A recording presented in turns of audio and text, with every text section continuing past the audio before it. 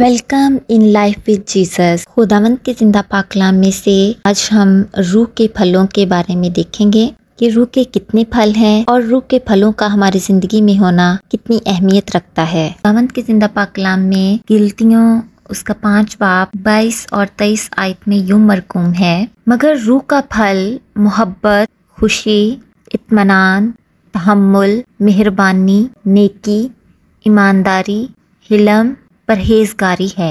आमीन। रूह के टोटल 9 फल हैं। पहला फल मोहब्बत है। मोहब्बत के बारे में कलाम मुकद्दस में लिखा है, यूहन्ना का पहला आम खत 4 बाब 16 आयत में यूं मरकूम है, खुदा मोहब्बत है। इसी तरह पहला करंथियों 13 बाब की 14 ता 7 आयत में मोहब्बत के बारे में यूं लिखा है, मोहब्बत साबिर है और मेहरबान। मोहब्बत हसद नहीं करती, मोहब्बत शेखी नहीं मारती और फूलती नहीं, ना ज़ेबा काम नहीं करती, अपनी बेहतरी नहीं चाहती, झुंझलाती नहीं, बदगुमानी नहीं करती, बदकारी से खुश नहीं होती, बल्कि रास्ती से खुश होती है, सब कुछ सह लेती है, सब कुछ यकीन करती है, सब बातों की उम्मीद रखती है, सब बातों की बर्दाश्त करती है। आमीन। तो मोहब्बत जिस इंसान के दिल में होगी वो दूसरों के लिए भलाई करेगा।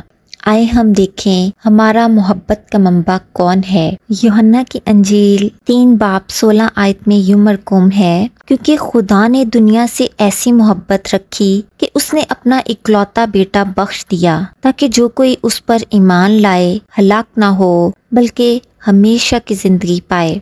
आमीन। खुदा में यीशु मसीह हमारा मोहब्बत का मंबा है, क्योंकि यीशु मसीह आसमान छोड़कर ज़मीन पर हमारी नजात के लिए आए। यीशु राजा ने मोहब्बत का दर्स दिया। यीशु मसीह ने हमारी नजात की खातिर हमारे गुनाह अपने कंधों पर उठाए, हमारी खातिर कोड़े खाए, कांटों का ताज पहना, हर किस्म की जिल्लत सही और सलीबी मौत को गवारा किया और तमाम बनीनु इंसान के लिए अपनी जान का कफारा दिया। तो क्या इससे बढ़कर कोई मोहब्बत है जो खुदा में यीशु मसीह ने हमारे साथ की? ऐसी मोहब्बत सिर्फ मेरे यीशु मसीह ने ही की है। सो मेरे अजीज़ों, हमें अपनी ज़िंदगी में खुदा की यीशु मसीह की मोहब्बत को पहनना है और हमारी ज़िंदगी से खुदा की मोहब्बत ज़ाहिर होनी चाहिए। मोहब्बत रूह का पहला फल है। रूह के बाकी के फल सारे मोहब्बत में ही आते हैं। मोहब्बत बीज है। जब तक बीज नहीं बोएंगे हम फल हासिल नहीं कर सकते। यानी मोहब्बत जब तक हमारे अंदर नहीं होगी बाकी के फल हमारी ज़िंदगी में ज़ाहिर नहीं होंगे। रूह का दूसरा और तीसरा फल खुशी और इत्मीनान है। जिस इंसान में मोहब्बत होगी तो इसमें खुशी, इत्मीनान और तसल्ली भी होगी। और रूह का चौथा फल तहम्मुल है। तो जिस इंसान में मोहब्बत होगी वो इंसान तहम्मुल मिजाज होगा, यानी वो दूसरों की बर्दाश्त करेगा, सब्र करेगा और दूसरों के साथ मेहरबानी और नेकी से पेश आएगा। मेहरबानी और नेकी रूह का 5वां और छठा फल है। मेहरबानी और नेकी की मिसाल हम बाइबल मुकद्दस में देखते हैं, लूका 10 बाब की 25 से 37 आयत, जिसमें नेक सामरी की तमसील बयान की गई है कि एक आदमी यरूशलेम से यरू जा रहा था कि रास्ते में उसे डाकुओं ने उस पर हमला किया। तो वहाँ से एक काहिन गुजरा और उसे देखकर कतरा कर चला गया। तरह लावी भी उसे देखकर कतरा कर चला गया। लेकिन वहाँ से सामरी जब गुजरा तो उसने उसके पास आकर उसके जख्मों पर तेल से मरहम पट्टी की और जानवर पर सवार करके सराय में ले गया और उसकी खबरगिरी की और हर किस्म का खर्चा बर्दाश्त किया। तो मेरे अजीज़ों, ये नेक सामरी की नेकी थी जो आज भी बाइबल मुकद्दस में हमारे लिए लिखी गई है। का 7वां फल है ईमानदारी। जब इंसान में मोहब्बत होगी तो वो दूसरों के साथ वफादार होगा और हर काम ईमानदारी से करेगा। इसकी मिसाल अगर हम देखें तो जब हम किसी अदारे में काम करते हैं तो वहाँ पर हमारी क्या पहचान होती है? हम उस अदारे के साथ वफादार रहें और अपना काम और अपनी तमाम जिम्मेदारी ईमानदारी से करें तो हमारी वहाँ पर ईमानदारी पहचान होगी। और ईमानदारों का बाप किसको कहा गया है? अब्राहम को कहा गया है। खुदावन ने हमें यही सिखाया है कि हम अपनी जिंदगी ईमानदारी से बसर करें। नंबर 8 पर रूह का जो फल है वो हिलम यानी हलीम होना। तो अगर हम में खुदावंद की मोहब्बत होगी तो हम आजिज व हलीम होंगे। इमसाल 17 बाब उसकी 22 में यूं लिखा है, शादमान दिल शिफा बख्शता है लेकिन अफसुर्दा दिली हड्डियों को खुश्क कर देती है। इसी तरह मत्ती 5 बाब 44 आयत में देखते हैं, लेकिन मैं तुमसे ये कहता हूँ कि अपने दुश्मनों से मोहब्बत रखो और अपने सताने वालों के लिए दुआ करो। ये जज्बा हमें कब होगा? जब हम आजिज व हलीम होंगे और खुदा की मोहब्बत हमारे दिलों में होगी। रूह का 9वां और आखिरी फल परहेजगारी है, यानी किसी से गलत बात नहीं करनी, लालच नहीं करना, गाली गलोच नहीं करनी, किसी के बारे में बुरे अल्फाज नहीं बोलने। इमसाल 25 बाब 23 आयत में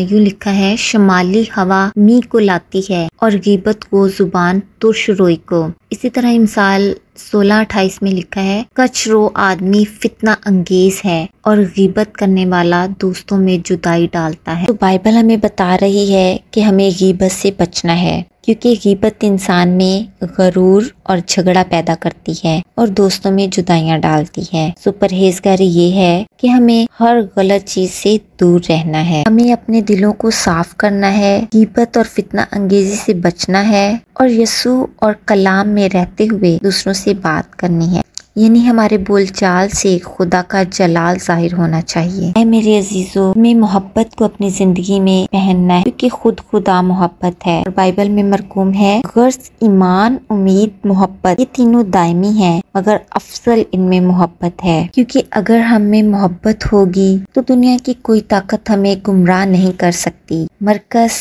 4 बाब 19 आयत में यूं लिखा है, और दुनिया की फिक्र और दौलत का फरेब और चीजों का लालच दाखिल होकर कलाम को दबा देते हैं और वो बेफल रह जाता है। सो दुनिया से मोहब्बत खुदा से दूरी है। जब हम दुनिया की फिक्रों में खो जाते हैं, पैसा कमाने की, दौलत कमाने की फिक्र में चले जाते हैं और खुदा को भूल जाते हैं, तो हम में दुनियावी ख्वाहिशात पैदा हो जाती हैं कि हमारा बड़ा घर हो, गाड़ी हो और हम ऐशो इशरत की जिंदगी बसर करें। जब हम में दुनियावी ख्वाहिशात पैदा हो जाती हैं तो हम खुदा के कलाम और रूह के फल से दूर चले जाते हैं। दुनिया की फिक्र, चीजों का लालच कलाम को दबा देता है और जब कलाम दब जाता है तो हम बेफल रह जाते हैं। खुदा नहीं चाहता कि हम बेफल रहें, खुदा चाहते हैं कि हम में फल आए। तो आए हम इन रूह के फलों को अपनी जिंदगी में लेते हुए खुदा के साथ आगे बढ़ें और अपनी जिंदगी में इन फलों को जगह दें। यानी जब रूह के ये फल मोहब्बत, खुशी, इत्मीनान, तहम्मुल, मेहरबानी,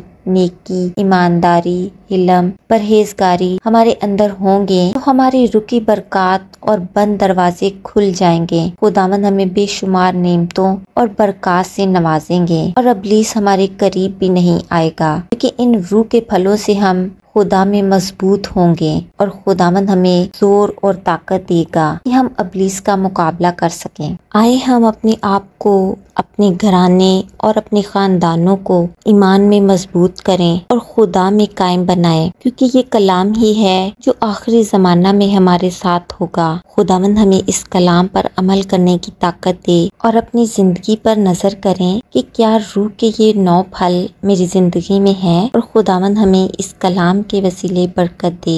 आमीन। God bless you all.